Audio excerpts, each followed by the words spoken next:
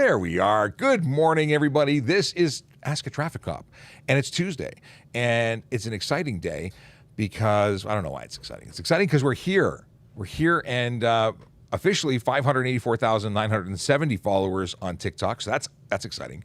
But that's not why I have that ticker there.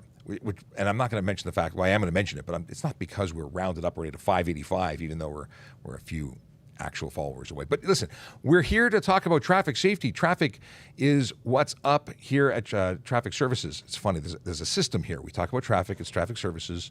We are police officers, at least I am, but I am joined by a parking enforcement officer who you may know as TPS Bike Heart. And we're going to talk about parking stuff too. So an exciting change from the norm. Yes.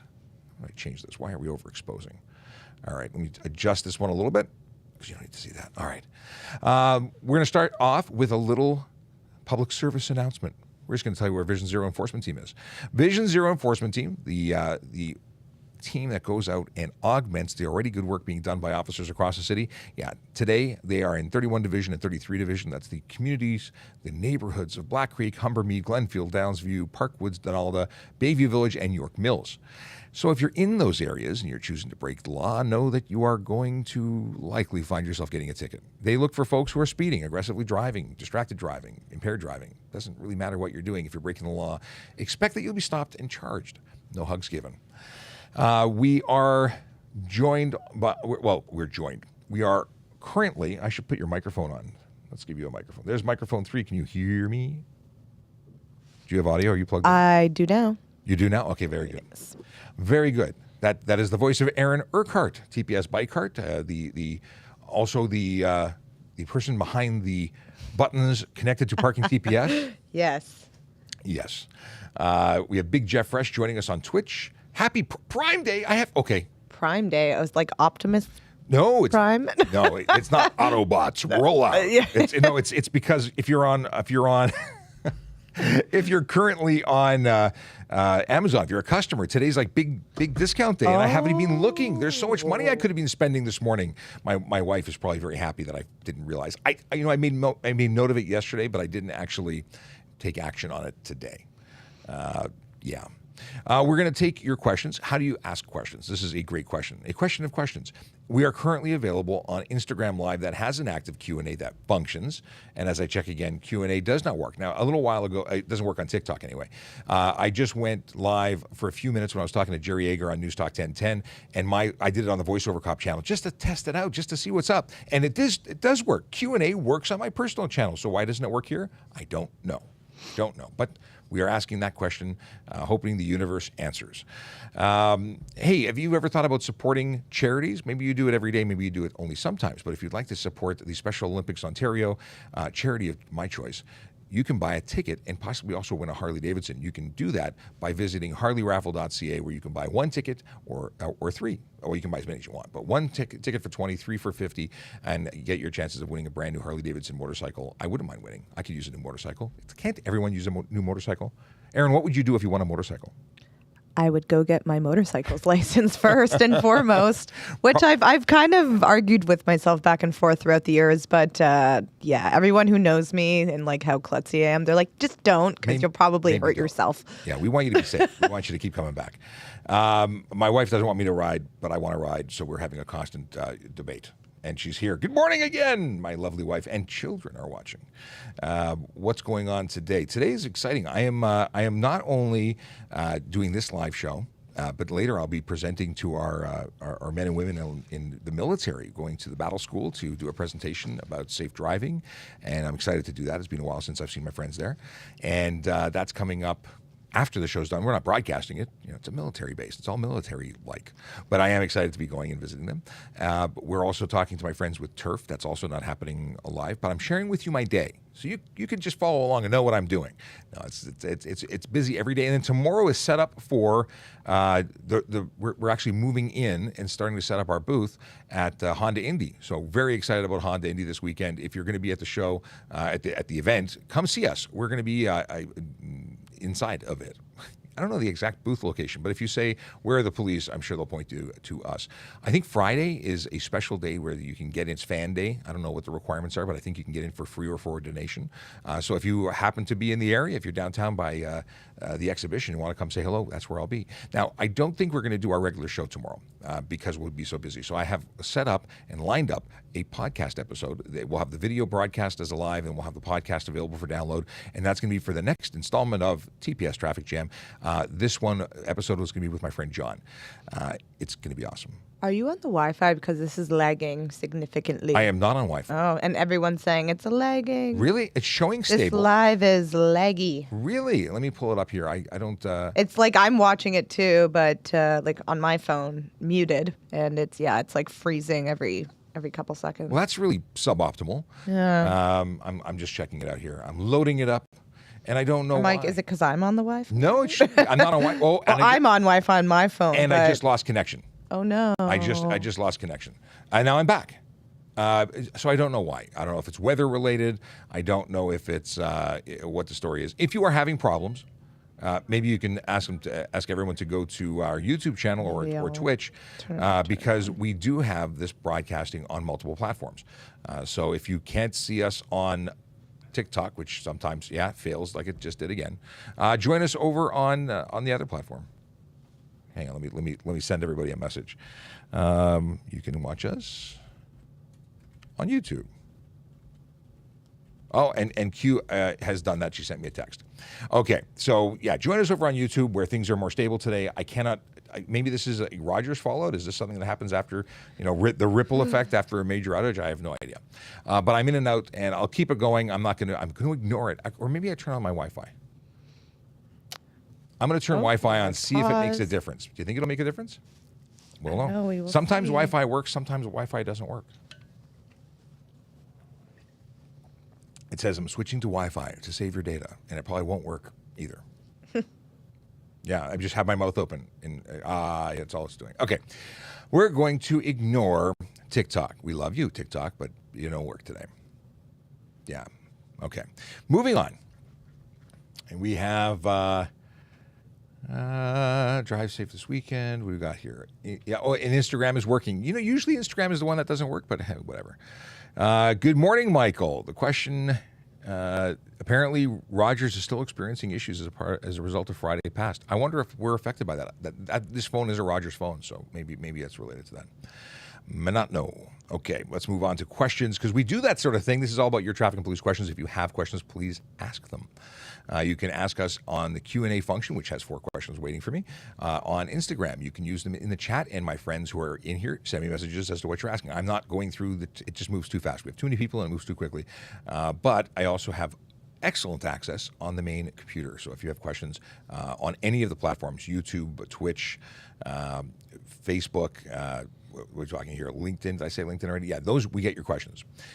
But Twitter we don't. So you have to come over to a different platform. All right. Can you pass on a double yellow? Legally, there's no issue with passing on a yellow because the yellow lines aren't enforceable. If there's a sign saying no passing, then you're disobeying a sign when you do it, and you would be charged for that. Disobeying the sign has the authority. Okay. Way Too Hot to Handle says, if you witness a collision, I'm live changing because we don't say accident, we say collision. Accidents suggest no one's at fault. Somebody makes a boo-boo when there's a collision. So if you witness a collision but aren't part of the collision, are you legally obligated to stay as a witness? I grew up believing that you could be charged for leaving the scene, but then I can't find anything to support that now. So the answer is you should provide your information to members of the involved collision because very often, without an independent witness, the wrong person gets charged or nobody gets charged because there is just I say I'm at fault or I say you're at fault, you say I'm at fault, and then nobody gets charged or both of you get charged. Or if you want to have the best representation, get a dash camera. If you're a witness, I would love for you to stop it if I had a collision, and I would stop for your collision. So being a good person, regardless of legal obligation, I would stop. And if there's somebody who may need help, I mean, that's moral obligation.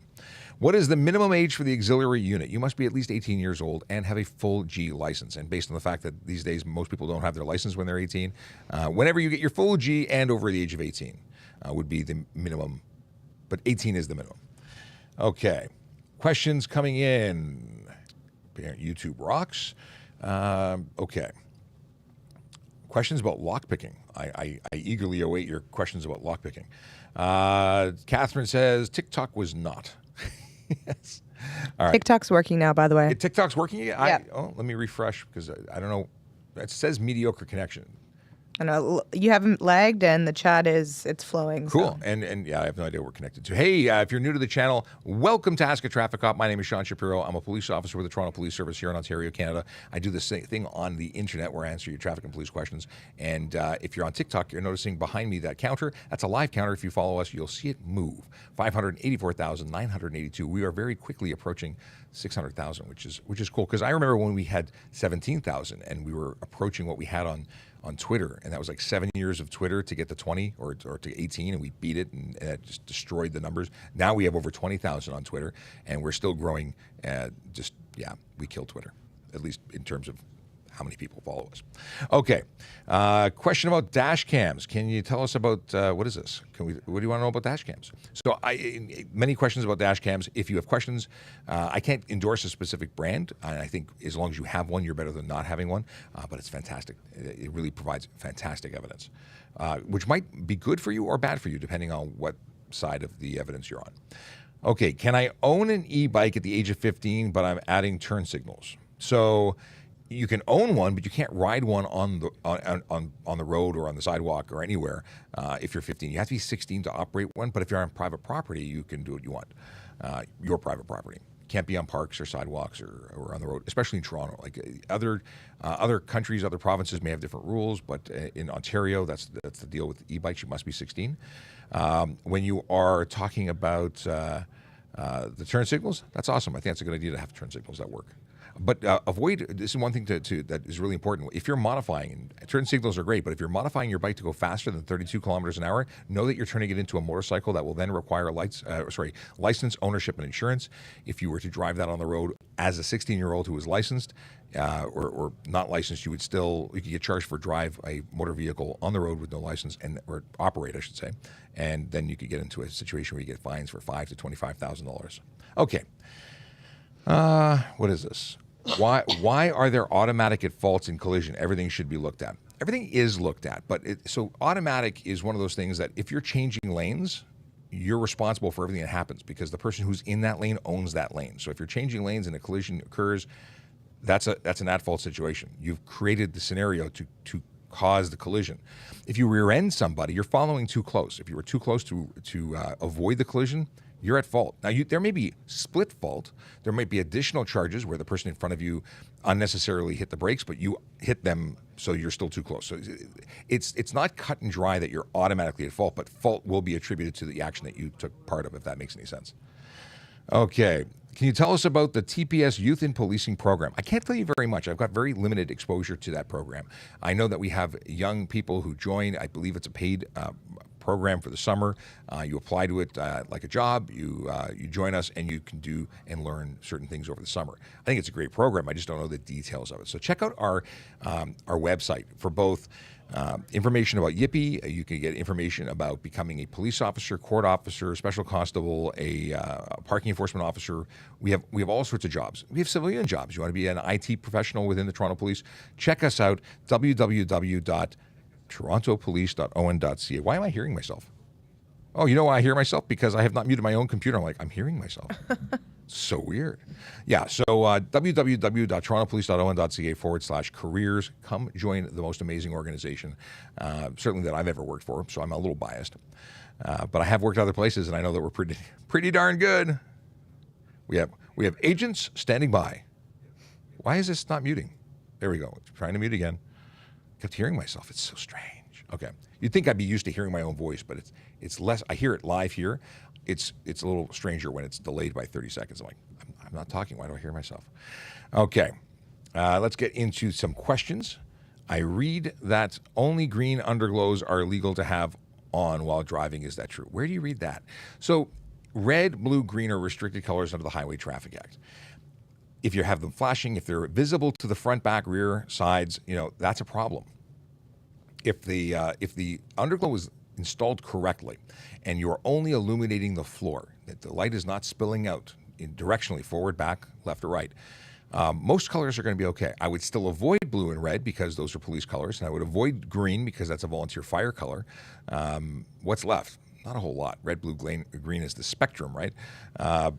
But I would prefer, and I would suggest you only use it on private property regardless. There's no benefit to having underglow. Want to use it when you're in the parking lot of the coffee shop hanging out? You want to use it at car shows? Go bananas. If you do install underglow incorrectly and bulbs are visible, you could be charged for other things under the Highway Traffic Act, like incorrect or improper headlights. You can only project yellow or white to the front. All right. What if someone what is this? What if someone yelling on you if you slow down and stop on yellow light because it's turning red? Who cares if they yell at you? I don't care if people yell at you. I mean, it's not nice. People shouldn't, and it starts off into that whole road rage spectrum. But ultimately, a yellow light means stop. It doesn't mean speed up and go through. It doesn't mean try and make it.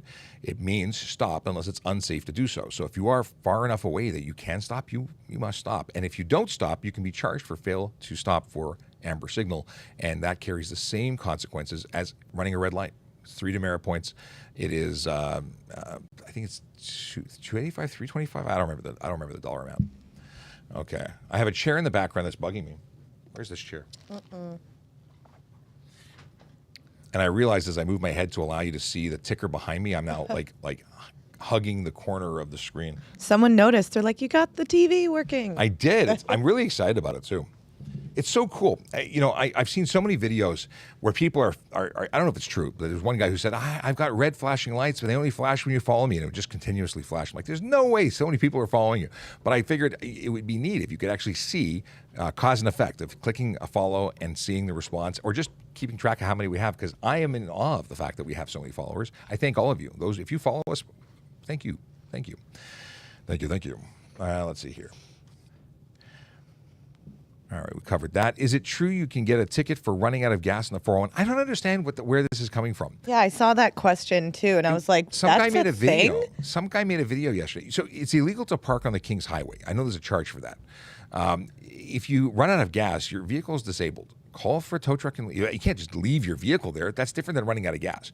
Leaving your vehicle at the side of the road means you've parked it, essentially, and that's a problem. But I'm trying to figure out how this fits into real world. I'm going to play devil's advocate here. Yeah. So what if you've left it at the side of the road? Say you're very close to an off-ramp. I guess it's not safe for you to walk. It's not safe. No? It's illegal to walk on the highway. Okay.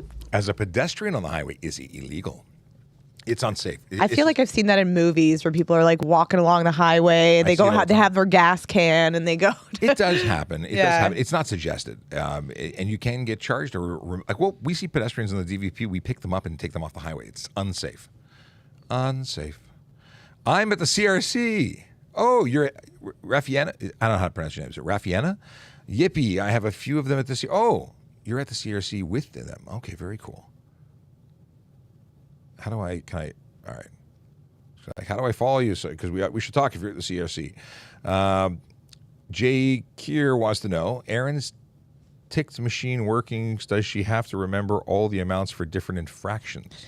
Oh, that's a good question. Sorry, so just repeat that one more time. So do you remember all the infraction dollars, or does your machine tell you the answer? Well, for like the most common ones that I usually am issuing, I know them off the top of my head.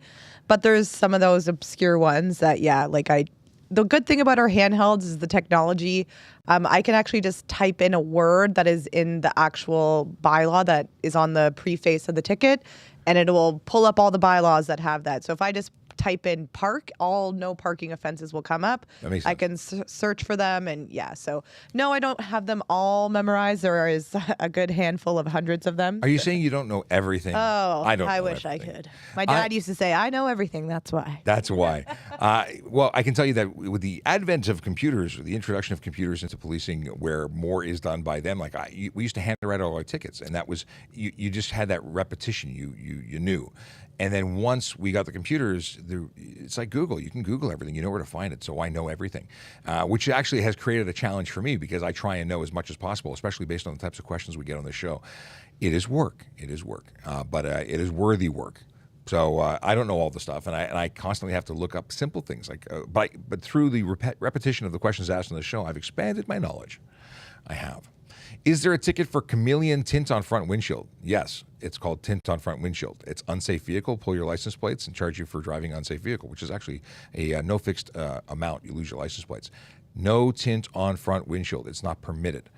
It's considered unsafe, period. Now, the fact that it's a reflective material, meaning that you prevent people from seeing inside clearly, you're also eligible for a ticket of $110 for obscure interior of motor vehicle. You can't have Chameleon. You can't have any tint on the front windshield. Now, if your vehicle is manufactured before January 1st, 2017, you can have a strip, a 3-inch strip of what they call a sun strip or brow across the top of the windshield. You can have up to 3 inches only on a vehicle made before January 1st, 2017. What is this? Is an e-kick scooter a motor vehicle? I love it. VL, is it Vladdy Daddy? Says if it's over 32 kilometers an hour. Incorrect. Close though. 32 kilometers an hour is for an e-bike. An e-kick scooter is actually 24 kilometers an hour. So and there's lots of them that go far faster than 24 kilometers an hour. Oddly enough, or things you may not know, if you put a seat on an e-scooter, e-kick scooter, it is instantaneously transformed into a motor vehicle, regardless of its top speed. So you can be charged for drive motor vehicle without insurance, without license, without registration. There are a lot of laws. You need to know what they are before you get on the road with a vehicle that falls under them. And most people are unaware of the fact that they can be charged. So if you have more than a 500-watt motor, that's a problem. Now, here's a good question, and I'm not saying this is the answer. This is me making an assumption. If you have two 500-watt motors and the limit is 500 watts, do you now have 1,000 watts? Because I see multi-motor e-kick scooters, which I believe are illegal. I also see ones that will travel at 80 kilometers an hour, which is insane. If you hit something, it would be absolutely the launch. I would wonder. Okay, bad day at the office if you get into a collision on some of these things. Okay, whippets in the household. Value your content, love, or lots of questions answered. Thank you very much. Much appreciate the support, and I'm glad that you're getting value. The whole reason we're here is for you, the viewers. If you're getting value, then we're doing the right thing. And we've had so much positive feedback. We've had surveys. We've had great comments. We appreciate it. If you want to say good things, we always want to hear it. If you got bad things to say, we also read that too. But mostly because we want to understand where people are having issues. Is it just because like some people hate being told? No. And at one point, I was called the CEO of No by many of our viewers because every question was, no, we can't do that. Oh, by the way, 584-999. Would someone please follow so we can get the 585 officially? It's going to roll over any time now. Just any time now. Okay, I'm watching the 999 sitting in suspense. Oh, yeah. I just saw it. Yeah. Okay, we got that. I live in rural, estimated 45 minutes response time. If I rush someone to the hospital, would that just be speeding? Okay, so, oh, wow, it just jumped up to 585.04. Okay, so here's the deal. Everything depends. See, if you move someone who needs urgent medical care, you might be doing them a disservice. You might actually increase the speed in which they deteriorate. So, in very many cases, your ability to provide first aid is better than putting them in a car and transporting them. Also, speeding, bad. You increase your odds of collision. If you get into a collision, you're not getting to the ambulance and you're signing a death warrant for the person you're trying to help. So, my suggestion, call an ambulance. Get direction. If they say this person will not make it, you must transport them, do what they say. If they say don't do anything, put pressure on the wound, wait for us, then listen to them because they're medical professionals or at least people trained to tell you what to do with the best advice possible. And that's the advice I give you. If you certainly can't speed. So if you're going to drive as safely as you can because, again, guaranteed arrival. If you don't get to the hospital, nobody's getting any help, and that is counterproductive. The whole reason you want to help them. Now, something that you may not consider or may not have thought of. If you are rushing someone to the hospital, are you a trained professional? And I mean this as a trained professional driver. Are you emotionally connected to the person that you are transporting? Because if you are emotionally connected to the person you're transporting, you might be under stress. Stress might make you unable or less capable of safely driving your vehicle. Now, I'm not saying that if you have a stressful day, you can't drive a motor vehicle. I'm saying if you have someone potentially dying beside you or bleeding out, that maybe you're going to do things or be focused on that person and not driving as safely as you could be, which is reasonable, which is why I say call an ambulance. Okay. I hope I've given you an answer that if nothing else, gives you some area for thought. Because people are going to do what they're going to do. I just want you to have the most information before you do it. Good volunteer experience to have before applying to be a PC. Any volunteer experience is good, but volunteer experience that puts you into a situation to test who you are, to challenge you to do things. Like if you just volunteer by I don't know, filling out forms at the blood bank. Yeah, it's great, but it's not challenging you as much. You're getting into a policing career. Try maybe volunteering in communities that need help. Outreach to youth who need help. Maybe go into auxiliary policing. That's a volunteer opportunity with police services to actually try on a uniform and get out and be part of the community. That's a good thing. So I would wholly suggest the auxiliary program. That's how I got my start in law enforcement. I loved every second of it. I had so much fun that I said, I need to do this full time. So I wanted to apply, and there was a hiring freeze at the time, so I became a court officer, special constable. Did that for quite a while. And that was an amazing experience too. Shout out to all the court officers out there, and special constables, because now the title is kind of blurry. But what an amazing opportunity to see your city and serve your city in a way that you just can't in any other opportunity. I did volunteer for a suicide prevention hotline, so that's something that I think is also fantastic. You do what works for you, and sometimes it's hard to become a volunteer. So, and you may have a special connection to a particular type of volunteering. Like maybe you have somebody who is a Special Olympian, so you volunteer for Special Olympics. That's great. Do what works for you. If you're not enjoying your volunteer experience, it's going to be a difficult one. Same thing for education. You want to become a police officer, get an education. Get it in something you like, because you will do better. You will have better results. If you don't already follow us, please do. There's 315 people in the room, and we have 585,008 followers. So you'll see, if everyone hits follow, you'll see that number jump up. It's a live counter. Just saying, yeah. Let's move here. Let's move on to other questions. We covered this whole volunteer opportunity. Is it illegal to have windows that are stuck down?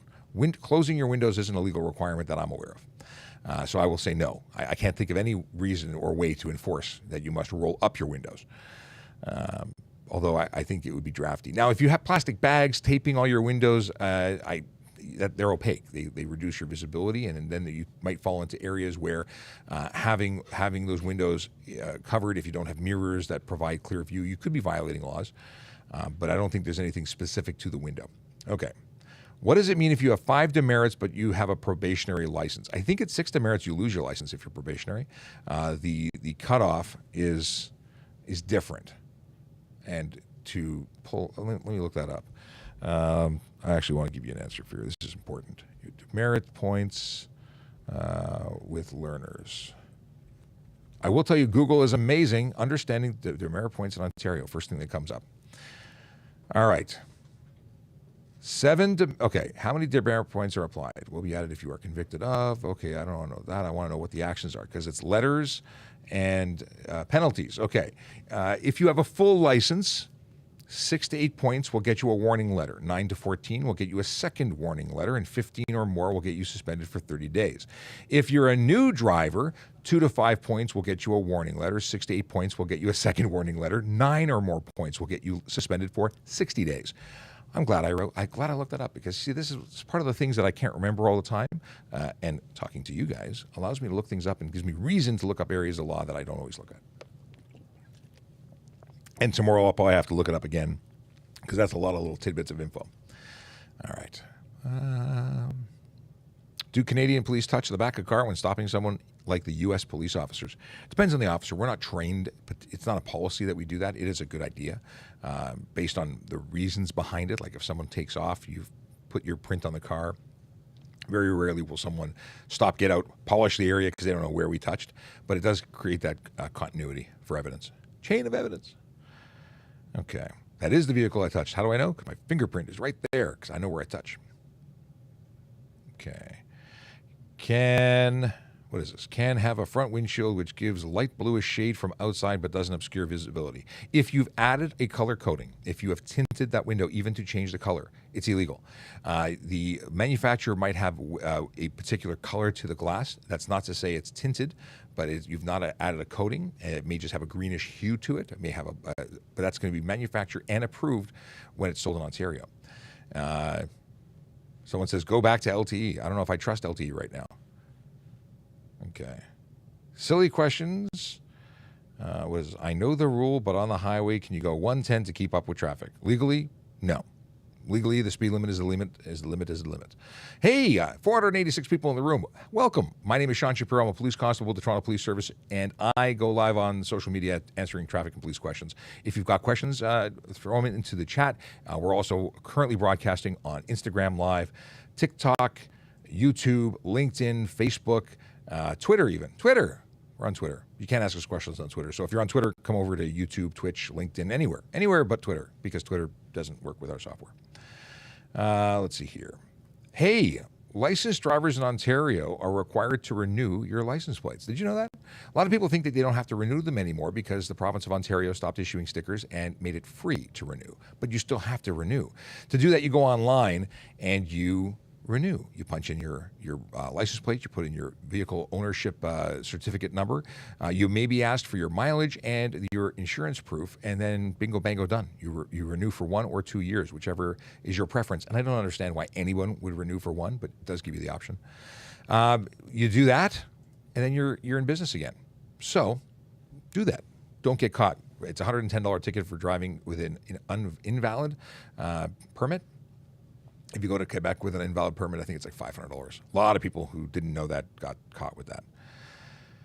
All right, well, I got a great question here. I'm going to go out of order, and the answer is why, or the question is, why are radar detectors illegal? Fantastic question. I don't think anyone's ever posed it quite that way, because usually it's, are they?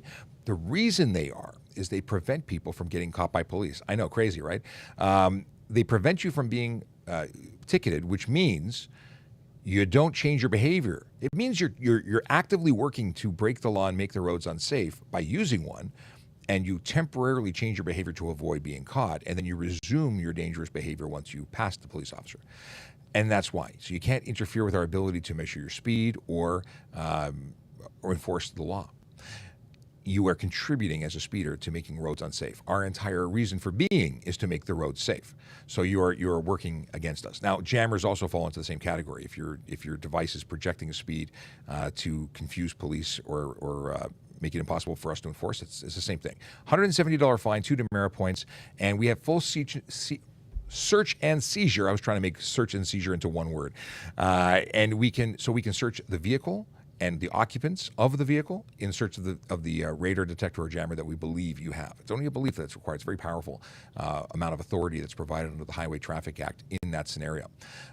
So very often people say, I don't have it, and they'll think that putting it in their pocket is going to get away. No, we can search your pocket. Additionally, we can take your car apart looking for it, because very often they're wired in. And by the time our tools come out, most people just hand over the device. It's just usually. And that's a smart way, because we don't have to put your car back together after we've taken it apart. And that's not a threat. Just don't break the law, and we don't have any issues. Now, you cannot buy, sell, transport a device, even if it's not in use. You cannot buy, sell, or transport a radar or jammer device in the province of Ontario. It's against the law. Amazing how that works. All right. There's a lot of questions here. Tell your viewers to refresh the stream. Why? What does refreshing do? How does that work? It works now. Okay, so it's going back a while. I'm scrolling through because I want to make sure. Is it possible to get a suspended license reinstated if a person needs to drive for work? No, you're suspended. The whole idea is that it impacts you negatively because you're suspended. So it's to give you a lesson that, they don't let you drive because you need it. That was what you should have done before you broke the law to get your license suspended. Even medical, like they don't reinstate things just because you need it. But I imagine you won't do the thing that you did to get suspended next time. That's the whole idea of suspensions. Make it hurt. Make it remember. If you get a DUI in Detroit, can you drive in Toronto? No. If you are suspended because of a DUI in Detroit, you are suspended everywhere. If you are suspended in Ontario, you cannot drive in Detroit. Even if you have a Detroit license, like a U.S. license from Michigan, you cannot drive. Well, actually, I shouldn't say that. In Ontario, if you're suspended anywhere, you're suspended here too. I don't know if Michigan does the same thing. I would assume they would. Okay. Why so many volunteer here won't contribute if I apply to be a police officer? What? Wait, so my volunteer here won't contribute if I apply to be a police officer? I'm not sure if that was directly to me or who's that from, and I have too many messages. Okay, is it legal to use black windows on all 4 places in your car? like opaque windows. They're not windows anymore. They're just walls that are made out of glass. Windows must be transparent. You must be able to see out of them. You cannot tint all of your windows, no. And there's limits to how much you can tint them. If you lose demerits, is it indicated on the ticket? No, we do not. Tickets don't. The Ministry of Transportation issues demerit points based on the charge and based on conviction only. The judge, the courts will tell you what the ticket it comes with, but no, it's not printed anywhere on the ticket. If you ask us, we generally will tell you. Well, there's no reason not to, but yeah. What do we have here? Okay. How long should it take for my sticker for my new license plate to arrive in the mail? A long time, considering they're no longer issued. We don't issue license plate stickers anymore in Ontario. So you can be waiting a long time. Actually, that's not true. There are certain classes of vehicles that do require licenses. How long it takes, I don't know. Does Ontario have the 3-year rule for demerits? Actually, it's a 2-year rule. So when you're convicted, your points will come off of your license 2 years after the offense. So if you go to court 2 years after your offense and you're convicted, you actually don't get any points applied to your license. However, your conviction stays on your license for 3 years from the date of the conviction. So it's a different thing. I'm getting notified on my Apple Watch by all sorts of things. My Instagram, everything's bing, bing, bing, bing. Okay. All right. Is that right? It's okay. We covered that already. Oh my God, what is this? Yes, licensed drivers in Ontario are required to renew the license plate. We covered that already. Okay, can I sleep in my car to have some rest during a road trip? As long as you're on the highway, I think that's okay. It may not be the safest thing for you to do, and if you have alcohol in your system, that's not okay place to sleep it off. But sleeping in your car, there are many people who pull over and sleep and have a nap. I'd find a well-lit area. I'd even go to a police station or a Walmart or somewhere well-lit. And Walmarts in the United States welcome campers and like Winnebagos and RVs and stuff like that. Okay. You have to give mileage to renew your plates? Yes. They track mileage. They want to know the stuff going on. Hey, what's going on there? It just spun. 576, 715. What? Is that accurate? What? That can't be accurate. No. It's going again. 585, 019. That threw me off. It went down like a lot, and then it went back up again. So what? Okay. So yeah, you give your mileage, and part of it's to prevent against fraud, like people rolling back their odometers when they sell their vehicle. So they want to keep track ongoing a tally. So if someone reports that it's way higher or way lower, it's an oddity, and then they start investigating. What are the limits? What limits are there on a G2? G2 limits. Essentially, you have 0 BAC, 0 blood alcohol content when you are operating a motor vehicle. You, in the first 6 months and the second 6-month period after becoming a licensed driver, you can't have people under a certain number of people under 19, is it? Oh, I'm going to go look it up again. Understanding demerit points. How about this?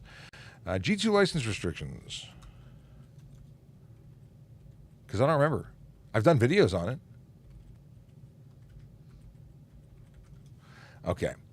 In the first 6 months after receiving your G2, you're allowed to carry only one passenger aged 19 or under. After 6 months with your G2 license and until you obtain your full G or turn 20, you're allowed to carry up to 3 passengers aged 19 or under, and family members don't count. So if you can fill your car with as many people as you have legally seats and seatbelts available. You can do that with family members; they're exempt. But and people over the age of 19, but 19 or under, that's your limitations. Yes. Okay. What do we have here? Limits on G2. We covered that. Do we get a reminder Do we get a reminder to renew in the mail still? No, you don't. Go to the ministry, the MTO website, or Google MTO Ontario Renew Plates, and you can actually sign up for reminders. It'll remind you about your health card, your driver's license, and your license plates. You should do that now. Oh, well, not now, after we finish our live. What happens if your car broke down on the highway? Call a tow truck.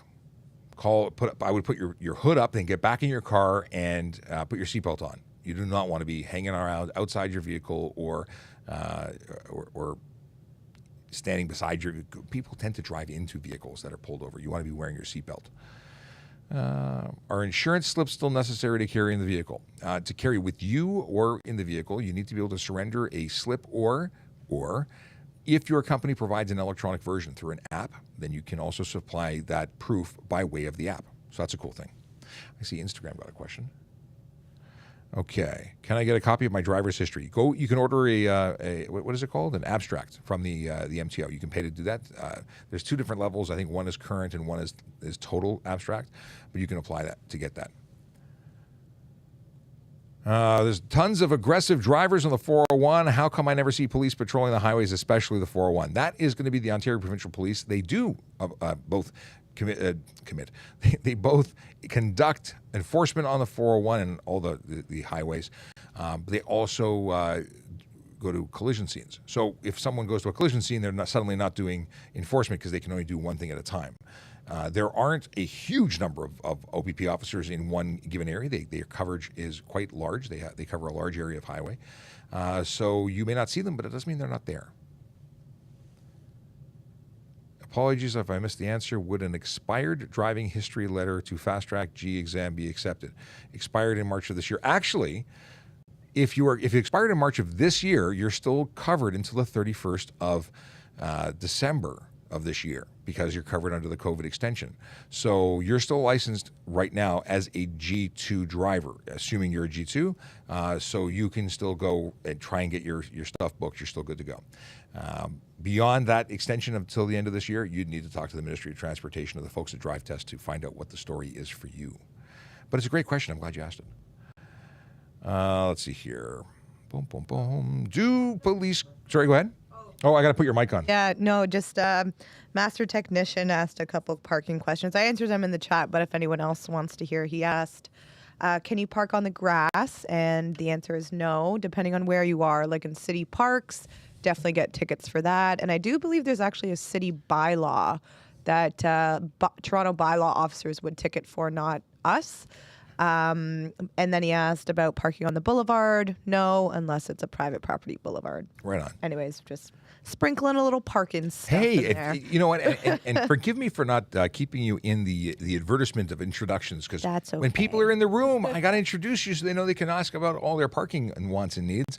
The voice you just heard is TPS_Bikehart, Aaron Urquhart, parking enforcement officer extraordinaire. Officer extraordinaire. I'll take it. Okay. So if you got questions about parking, now the answers for parking will change depending on the city you're in. So this is Toronto specific when it comes to parking stuff. Municipalities make up their own rules for parking, and that's how it works. When we talk about traffic law, we are generally speaking about Ontario laws. When it's Ontario driving laws, we talk about criminal, it's Canada-wide because the whole criminal code is Canada-wide. When we talk about general safety things, they're general safety things and applicable just about anywhere that you are. So if you're somewhere other than Ontario, please let us know, because we want to let you know that it may or may not be the same where you are. For instance, tint laws change province to province and state to state. Do police cars in Wasaga Beach have speed cameras? I'm not aware of speed cameras being in any police cars anywhere. Speed cameras are a municipal-operated enforcement tool that are installed by the municipality, run by the municipality, nothing to do with police, as far as I know. Now, Orange County Sheriff's Office, not in Canada, it's in Florida. They were telling me they're in Orlando, by the way. We're going to talk to them soon. But they run it. Not the city. They run it on behalf of the county. So different places have different rules. You really need to know. Not that it makes a difference, because if you break the law, you got to pay the ticket. That's just the way it is. So, do they have speed cameras? I don't even know if they have speed cameras in Wasaga Beach, but I imagine they might. And I would imagine if you don't break the law, you won't get a ticket. Do red light speeding cameras affect your insurance? That's actually a very good question.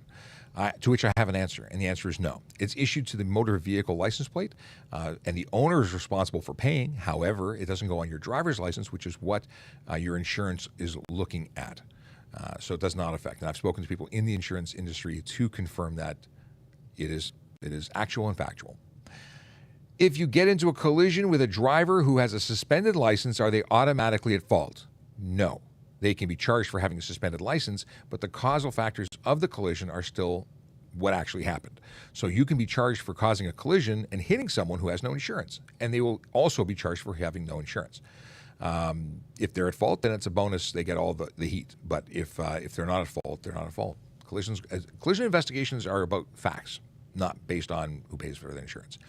This is a good, interesting question. I like interesting questions. For you.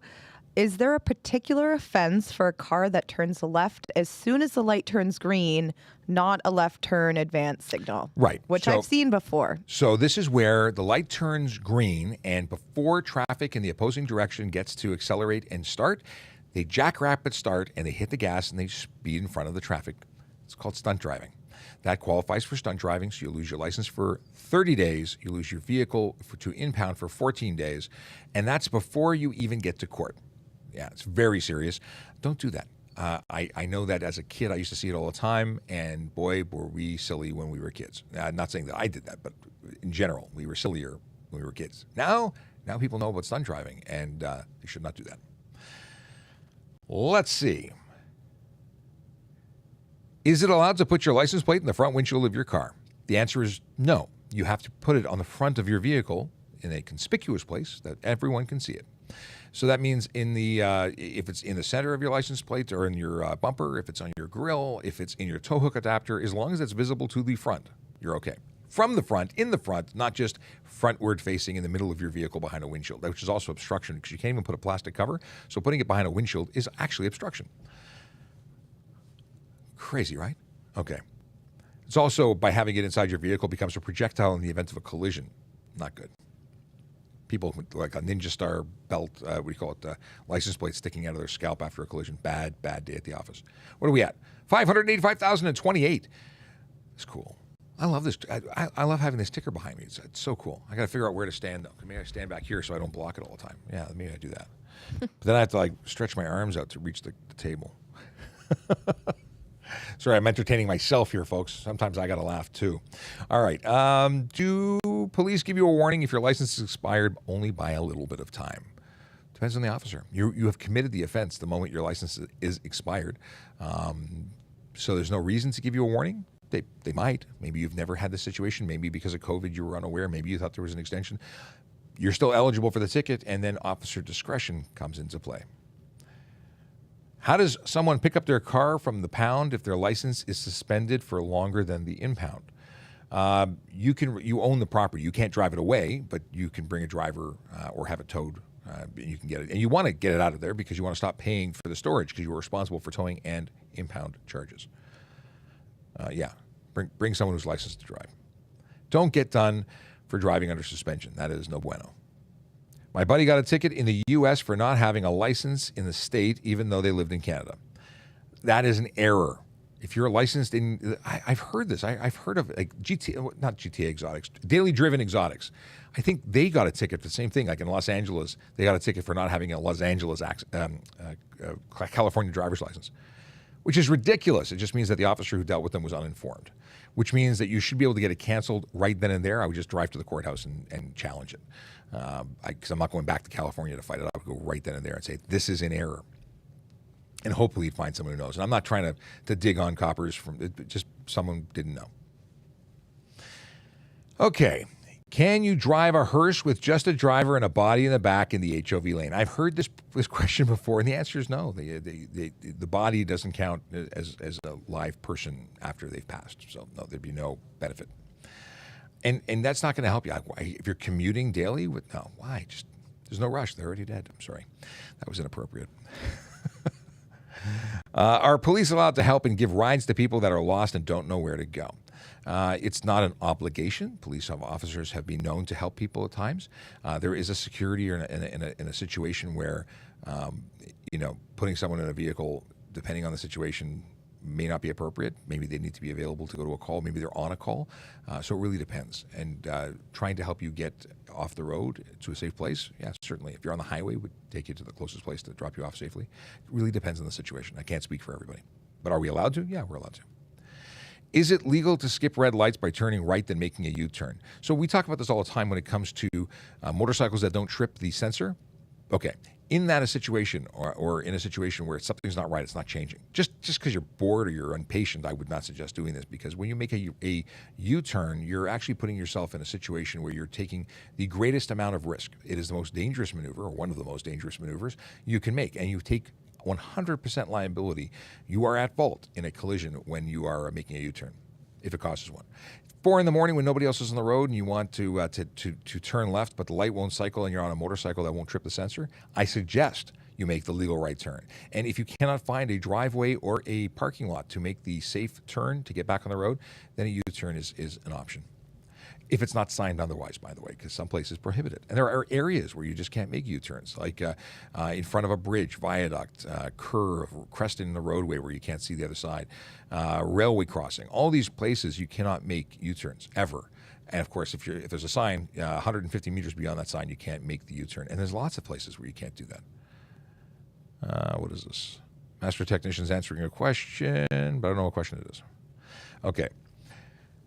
Do you need a parking permit for large trash bins, usually for construction? It's not a parking permit; it's a permit. If it's going to be on the city, if it's going to be on the permit. city street, you need a street occupancy permit for that bin. I answered that in the chat. I said, generally, no, you don't need a parking permit. You need a City of Toronto permit, though. But if it is like a trailer with a license plate, those would need a permit, like also a street occupancy permit. Or if it's on a residential street that is a permit street, then you'll need to get that respective permit as well. Yeah. But if it's like, on your driveway, then no, you don't need a permit for that, I don't believe. Cool. Things I don't know about because I'm not involved in, but it is always fascinating. What's the fine for plate and window? $110. Failed to display your plates as per the regulation. Yeah, it says front and back, not front and or rear and window. So $110. And just so you know, it's not pay to play. If you want to keep paying $110, we're going to see that you have multiple convictions for having the plate in the window. And we can escalate that by giving you a summons to go directly to court. And you can explain to a judge or JP as to why you don't care about the law and have no respect for it. Because that's ultimately what people are saying when they don't follow the rules. We don't care about the rules. And then they give you bigger fines, because $110 is the set price if you pay it. If you don't pay it, they can increase that in court. And I don't know if it goes up to $500 or if it goes up to $1,000 for that area of the HTA. All right. What happens when a neighbor keeps backing into my parked car 3 times now? I was like, report it. Yeah, report each and every one. If they're damaging it. Listen, a contact without damage or injury is just contact. It's not a collision. If they're constantly damaging your vehicle, go report the collisions. It's failed to remain if they take off on you. They have to provide you with their information if they've damaged your vehicle. Again, contact doesn't mean damage. And if it's someone who you think has a medical issue or something going on that maybe they shouldn't be driving, contacting police about that is also something. We can submit a report to the Ministry of Transportation asking for the person to be retested. Very often this happens with folks who are elderly or are having some issues that might be medical related. We need to have them reviewed. So we put in the report, and then it's the ministry who does what they do afterwards. This is a common question. Is it against the law to drive around with your trailer hitch if you're not towing a vehicle? The answer is it's not illegal as long as it doesn't block your license plate. However, Sergeant Campbell will tell you that it's if you're in a collision and it's you get rear-ended and suddenly your frame is broken or bent, and that's because the bumper doesn't get to absorb things. It's transmitted with the ball hitch right into your frame. They might tell you they're not writing off your vehicle and that they're not going to cover certain things. It's up to them because you've taken steps to change the dynamics of the collision. Maybe. That's a big maybe. All right. Ryan Pinn, good morning. He says, hi there. Sorry I'm late. I'm at work between lessons. Ryan Pinn is a driving instructor extraordinaire in Nova Scotia. So I like saying extraordinaire. Okay. With no more license plate stickers, how does one have proof they validated their permit? Fantastic question. My suggestion is print the PDF. Print or save the PDF, be able to provide the PDF in the event that we couldn't see something. Now, we have direct access to the Ministry of Transportation to verify certain things, and assuming that it wasn't done 10 seconds before, you should be valid and up in the system. But you know what? Sometimes computer problems happen. Sometimes networks go down. I don't know why use that as an example, but maybe we can't see something. And in that event, it's good to have a copy. Something locally stored on your phone, not in the cloud. Just saying. And a battery pack to make sure you have power in the phone to show us the thing. Jerry Agar on Newstalk 1010 even says when he's traveling in the States, he wants to carry a copy of the documents, of the news articles talking about the fact that there's no stickers anymore, because he wants to make sure that if he's pulled over for not having stickers on his plate from someone who's maybe not as informed as others, you could show them, hey, here's where it says we don't need to do this anymore. So if you don't believe me, believe this news outlet, which some people don't believe either because the whole world's upside down. Okay, let's see. Nobody trusts anybody. Can you test for hard drugs at roadside stops? Hard drugs? There is something called a standard field sobriety test, and those who are qualified to perform those tests can determine whether or not you have some level of impairment based on drugs or alcohol. And then they would transport you based on a demand to the station to complete further tests. We have drug recognition experts who have you go through a battery of tests, and based on your performance, good or bad, you will be charged accordingly. They can identify the family of drugs that you are believed to be on. And as experts, they can make that determination. Okay, can security person give me a parking ticket? Yes, security persons who are qualified as what is it? MLEOs. MLEO. Yeah, so municipal law enforcement officers. Municipal law enforcement officers. Yeah. And they can write stuff under the act. They're specifically able to write Yes, tickets. they usually get their training done by us at parking enforcement. I believe it's like a 2-week course or something like that. And that is if the security company wants you to do that for their property. So that's all based on contracted security companies and what their wants and needs are. Wally wants to know, how do I get rid of my brake light ticket in court, or should I pay it off? Depends on what you're talking about. Brake light ticket like you had none. You're required to have at least one functioning brake light on your vehicle. If you tinted your lights and you got that, that's a different story. Yes. Do I have to give a bylaw officer my ID? I think it's going to depend on what your offense is, but yeah, generally speaking, you should identify yourself. It all depends on what act you're violating and so on. Well, I can answer that from our perspective. If we ask for ID when we inspect an accessible permit and you refuse, you could also get charged under police after you refuse to ID. Yeah, it depends on where the authorities come from. Like as a driver or as a cyclist, you're obligated to identify yourself. A driver has to provide a driver's license. A cyclist has to identify themselves to the satisfaction. So it doesn't have to be ID that you provide, but you have to tell your name, date of birth, where you live, that type of thing, so we can verify who you are. Linda says, good morning, hero. You are amazing to help people so much. Thank you very much. We have a lot of folks who support us, and thank you if you support us, if you follow us. If you don't follow us, please do. Behind me, you'll see a ticker, and that shows you we're at 585,037. If you don't follow us, and you'll see that ticker move. And I have a meeting in 3 minutes with the wonderful, magical, amazing people from TIRF, the Traffic Injury Research Foundation. So because of that, I actually have to leave on time this episode, which means I have to start saying goodbye. But tomorrow, instead of a live, we're not going to go live because I can't commit to it. If it works out, if I get back into the office in time, I will go live, but I'm not going to schedule it. It'll be a surprise. What will more than likely happen is I will be playing an episode of TPS Traffic Jam, a brand new episode no one's ever seen, with John Westhaver. He's an amazing, amazing guy. You don't have to watch it live. I'm not saying you got to be there at a certain time because it's not interactive, but it is an amazing episode, and he is an amazing person. He's a crash survivor. He suffered burns to 75% of his body. 50% of his body, if I remember correctly, were actually 4th degree. Like, we're talking intense stuff. He has not only recovered, but he has made it a mission to help people, to teach about driving risks and to make roads safer for everybody. So he's an awesome guy. I think you'll really get a lot out of it. It'll also be available audio-only version for download if you follow TPS Traffic Jam on anywhere you get podcasts. That's Apple Music or Apple Podcast app. You can get us on Spotify. You can get us on Amazon like everywhere. So check us out. So, and there's like eight or 9 episodes already there. So you've got lots of time to watch. If you want to like plug in the whole day, we got you covered. Catherine Ponce says, thank you very much. Very informative. First time here. I'll be back. Well, I hope so. Follow us. We love followers. Followers are great. You're part of the community.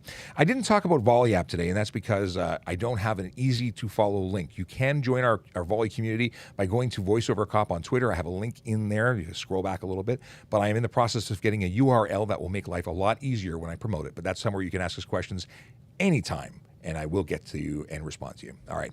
Have a wonderful day. Stay safe. If you're going to be driving, please don't drink or consume drugs of any kind, because that's against the law, and we don't want you to get arrested and ruin the rest of your life. Just saying. Anything else, Aaron? Nope. Just have a good rest of the week, all. Rest of the week, good. Okay. Better words have never been spoken. 10, 9, 8, 7, 6, 5, 4, 3, 2, Barks has bite. 0. What? Ryan Pinn says, "What do you mean? Barks has bite." Didn't know we were doing advertisements. All right, we're out. Oh, God.